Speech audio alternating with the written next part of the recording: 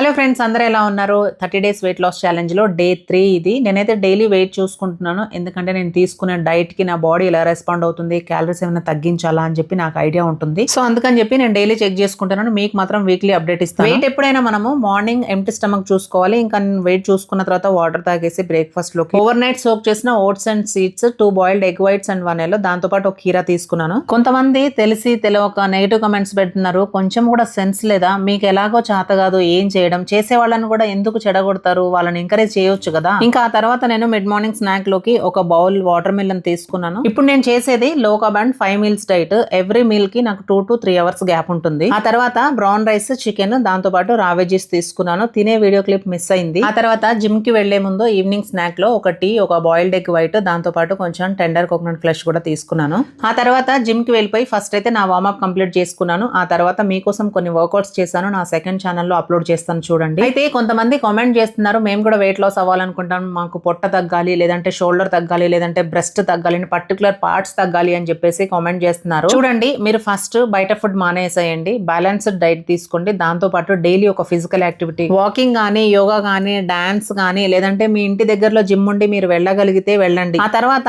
Dinner లోకి egg whites తో fried rice చేసుకున్నాను. అలాగే బాయిల్డ్ ఎగ్ ఒకటి తీసుకున్నాను, కీరా, దాంతో పాటు ఒక కప్ కర్డ్ కూడా తీసుకున్నాను. అయితే నెక్స్ట్ వీక్ నుంచి లాంగ్ వీడియోస్ కూడా అప్లోడ్ చేస్తాను. ఒక డేలో, ఒక సెషన్ లో వర్కౌట్ ఏం చేయాలనేది క్లియర్ గా ఎక్స్ప్లెయిన్ చేస్తూ నేను వీడియో చేస్తాను. ఈ వీక్ కొంచెం బిజీగా ఉన్నాను. ఇంకో మంచి వీడియోతో మీ ముందుంటాను. జై హింద్.